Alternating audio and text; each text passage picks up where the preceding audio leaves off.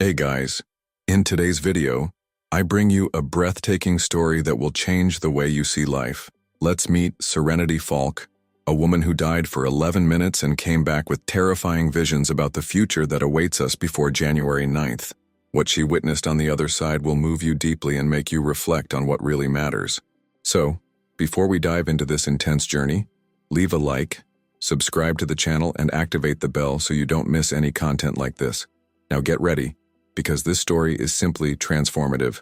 My name is Serenity Falk. I live in Boulder, Colorado, a city known for its mountains and community spirit. Life here is peaceful, but routine, like anywhere, can swallow us up. That October morning, I was doing exactly what I always did, running through my favorite neighborhood, admiring the golden autumn leaves that scattered the sidewalks. The air was fresh, invigorating. My watch said 6:17 a.m. when I entered the main avenue, the last stretch of my run. It was an ordinary day, like any other. At least, it seemed to be. As I ran, the playlist on my phone played something inspiring. The sound distracted me, but not enough to completely disconnect me from the world around me. I always paid attention to cars, even on that calm and not very busy street. But something was wrong that morning, although I didn't realize it until too late. Everything happened in seconds. The distant sound of a revving engine, squealing tires. My body froze for a moment, as if my mind couldn't process what was happening. The black car appeared out of nowhere, invading the intersection where I was. I remember trying to jump to the side, but there was no time. The impact came in a blur. I felt no pain, just overwhelming pressure. Then silence. The feeling of disconnection was immediate. There was no fear, just a deep stillness. The world seemed to have disappeared. There were no cars, no street, or even my body. It was as if I had been pulled out of everything I knew. Meanwhile, in the physical world, chaos unfolded. People screamed, called for help, and the car's brakes squealed as it stopped a few meters away. I, however, was somewhere else, a place I can't fully describe, but I can try. It was vast, bright, welcoming. When I realized where I was, or rather where I wasn't, a wave of peace came over me. Everything that was worrying, all the weight of everyday life, melted away. But that peace soon gave way to something much bigger, something that would change everything. When I realized, I was no longer on the street, on the ground, or in my body. I was enveloped by a light that seemed alive, pulsing with an energy I had never felt before. It wasn't just light, it was pure love, a force that penetrated every fragment of my being. The feeling of peace was so profound that even the idea of fear seemed impossible. This place, how to describe it? It was vast, with no visible borders, but at the same time intimate, as if I were at the center of it all. The light had its own texture, almost tangible. It wasn't white, but a mixture of gold, blue, and silver, which changed tone as I tried to focus on a specific point. "You're here, Serenity." The voice came from all directions and nowhere at the same time. It was powerful, yet gentle, as if each word carried centuries of wisdom. I looked around, looking for the source, and that's when I saw it. The celestial being gradually appeared, as if it was forming before me. It was immense and small at the same time, multidimensional, defying any human logic. His appearance was composed of human forms, but with animal elements, majestic wings, eyes that shone like stars, and an aura that changed as he spoke. "You have been chosen to witness something of great importance." The entity called me by name again, as if it had known me forever. I didn't need to ask who or what it was. His presence carried the answer. He was not just an angel or an ethereal being. He was an emissary of something infinitely greater. But why? What happened to me? I asked, my voice sounding clear even though I wasn't sure if I was actually speaking. "You died," replied the entity, bluntly, but with a serenity that almost made me accept the phrase as something trivial. "But your death is temporary. You have a purpose to fulfill." With each word, my mind seemed to expand. There was no earthly logic to the place, but it all made sense in a way I couldn't explain.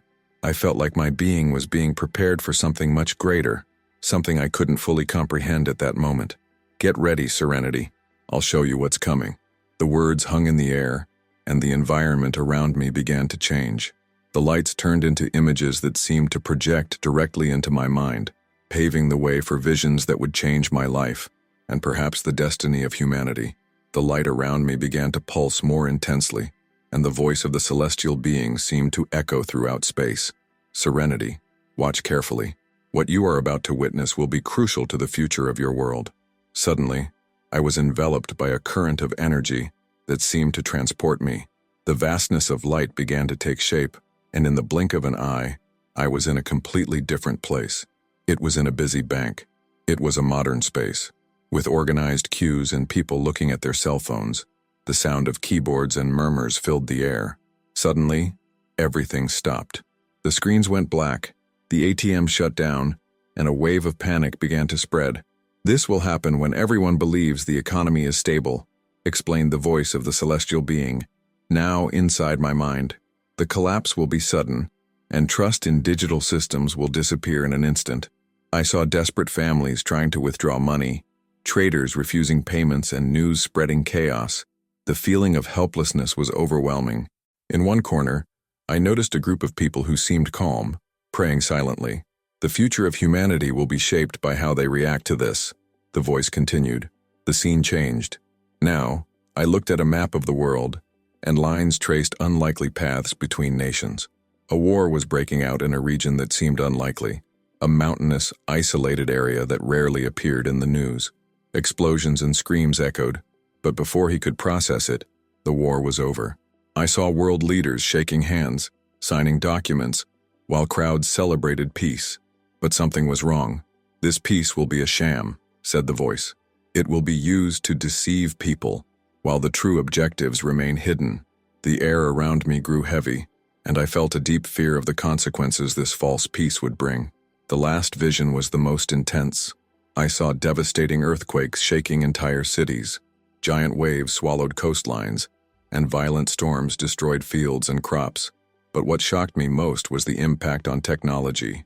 Communication networks were down, satellites fell from the sky, and people were completely isolated. "These events will not just be natural," the celestial being explained. "They will affect the Earth's magnetic field, and technological failures will pave the way for solutions that will appear useful, but will be misleading." The voice echoed again, now with greater urgency. "You must prepare yours. Warn them. But remember, true preparation is spiritual." The images began to fade, and I found myself once again surrounded by living light, with the celestial being before me. Time is ticking. Serenity. These things will begin before January 9th. My mind was in turmoil.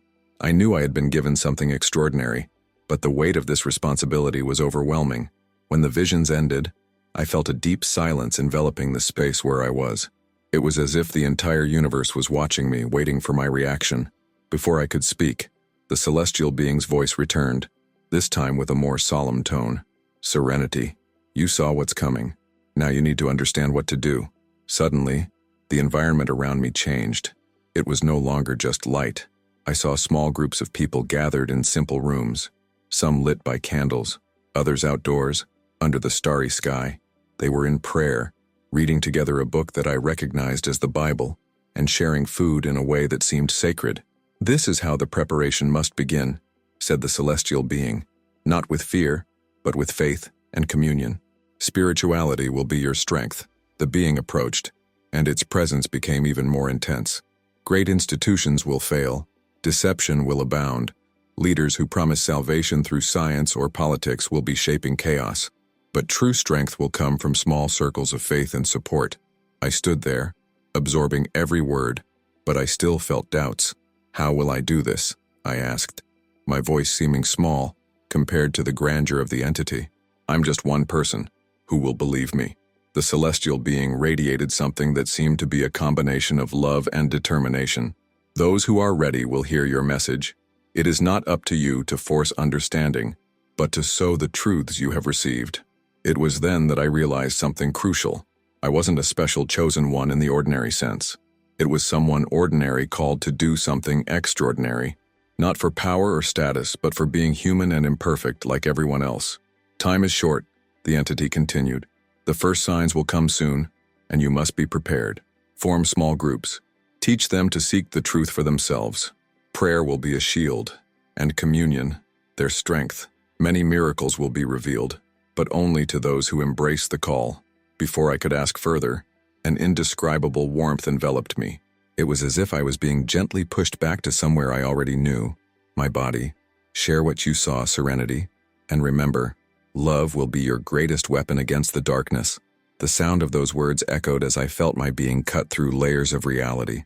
It was coming back. I felt a gentle impact, as if I were being gently deposited in a familiar place. First came the sounds, beeping machines, muffled voices, and hurried footsteps.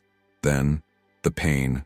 A sharp wave ran through my body, as if every cell was being awakened from a long sleep. I opened my eyes and saw a white ceiling lit by fluorescent lights. My body felt heavy, and every movement felt like a monumental task. A nurse next to me screamed, almost dropping her board, that he held. "She's back, my God, she's back." The room became agitated. Doctors and nurses rushed around me, examining machines, speaking in terms I didn't understand. One of them approached, looking at me as if seeing a miracle. "You've been dead for 11 minutes, and he said, his voice full of disbelief. "Your heart just stopped, but here you are." I knew I was back, but something inside me was still connected to where I came from. It wasn't just a physical return. It was like I was between two worlds. Upon the faces around me, there was a subtle, almost imperceptible glow, like remnants of the light I had witnessed. "How do you feel?" asked a doctor, who then introduced herself as Dra Evelyn Harper. "Everything is different," I answered shakily, my voice hoarse. But it wasn't just my body. I felt the weight of what I had seen and heard. Time was running out, and I knew I needed to act, even though my mind was still trying to process everything. As I recovered, flashes of visions flooded my mind. I wondered how I could share something so immense, so beyond common understanding. But I also knew that remaining silent was not an option. That night, as the medical team left the room, I was left alone, or almost. I closed my eyes and felt the presence of the celestial being, as if he were still there, next to me, invisible but undeniably real. "You have little time." I heard his voice, soft but firm. I whispered, almost like a prayer, "How am I going to do this? No one will believe me. Do not worry about the disbelief of others. Your mission is not to convince but to share. The seeds of truth will grow where they are well received." I felt a wave of peace, but also responsibility. Everything in my life up to that point seemed small compared to what I now knew. The next morning, the detective in charge of my case, Lucas Vega, entered the room.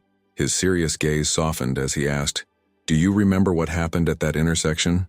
I took a deep breath. I knew that question was the beginning of something much bigger. Sitting in the hospital bed, with a detective looking directly at me, I realized that this would be the first of many moments in which I would have to choose: tell the truth or keep what I had experienced to myself. "As I remember," I replied, my voice still weak but steady enough to capture his attention. "But what happened goes far beyond an accident." Detective Lucas Vega leaned forward slightly, crossing his arms. He was a man with a serious expression, but his gaze suggested a curiosity that he could not hide. "Can you explain to me what you mean by that?" I took a deep breath. "I died, Detective. I was dead for 11 minutes. During that time, I was taken to a place that I cannot accurately describe. I met something, or rather someone, who showed me things that have yet to happen." Lucas raised an eyebrow. "Visions, like prophecies. Call it what you will. What I saw were events that will soon change the world, starting with a global banking collapse, followed by war and natural disasters that will affect everything, even technology."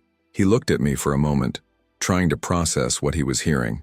"Are you sure it wasn't, a dream or a hallucination because of the trauma?" Before I could respond, Dr. Evelyn Harper entered the room. She had overheard part of the conversation. "Detective, she's not delirious. I've seen the scans myself. There is no medical explanation for what happened to Serenity. Her heart stopped for 11 minutes, but she came back, and without any of the damage we would normally expect in such a situation." Lucas's skepticism began to waver, but he still wasn't convinced. "Still, these visions, how can we know they're real?" I turned to him, mustering all the conviction I could. "You don't have to believe me now, but remember what I'm telling you. When the signs start to appear, you'll understand." That afternoon, my best friend Gabriel Rhodes came to visit me, always pragmatic and skeptical. Gabriel listened to my report attentively, but his eyes reflected disbelief. "You know how that sounds, right?" he said.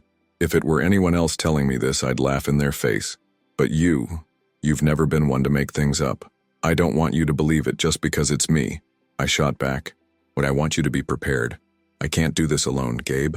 He sighed, running his hands through his hair. "Okay, tell me what you need me to do." And so, with hesitation and skepticism still hanging in the air, I began to gather allies for the mission that now consumed my existence. The following days in hospital were marked by a mixture of physical and mental recovery, as I tried to find the courage to share what I had experienced. The sense of urgency was like a constant fire, burning inside me. I knew time was running out, but I still wondered, who would really listen to me? Gabriel Rhodes, my best friend, was by my side from the beginning. Although he remained skeptical, something in his stance began to change. During one of our conversations, he revealed, "I went looking for information about the events you mentioned. I didn't find anything direct, but some things seemed to be lining up. Banking problems, strange political alliances. Maybe you're right." That, maybe, was a start. Gabriel, with his experience as an investigative journalist, became my main ally. He began to help me gather information and structure the message I needed to share. "If you want people to take you seriously, we need to be strategic. Let's start with something small, people you know, who trust you." At the same time, another unexpected figure entered my life. Dare, Evelyn Harper, the doctor who had taken care of me. She was not just a competent professional. He was a deeply curious person and open to possibilities.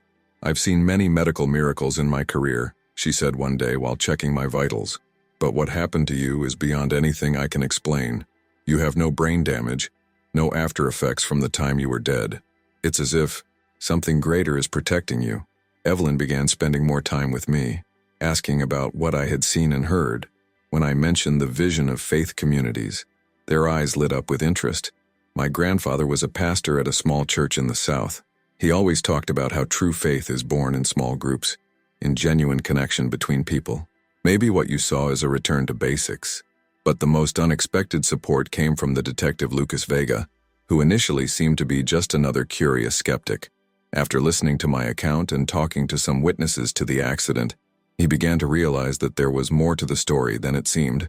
"Something about that intersection doesn't make sense," he admitted during a hospital visit. "The driver who hit you has no history of infractions." He swore he saw something in the middle of the street, something that made him lose control. When I told him about the celestial being, Lucas didn't laugh or sneer. I just said, "I don't know what I believe, but I want to find out what really happened." Little by little, these unexpected allies began to form a small nucleus of support, each contributing something unique. Gabriel with his ability to seek and organize information, Evelyn with her curiosity and compassion, and Lucas with his determination to get to the truth. They didn't know it yet, but they were joining something much bigger. Together, we were the first steps of a mission that was just beginning. As the days passed, the urgency of the visions I had received seemed to grow, like a tide that could not be contained. Each piece of news that arrived reinforced the weight of the celestial being's words.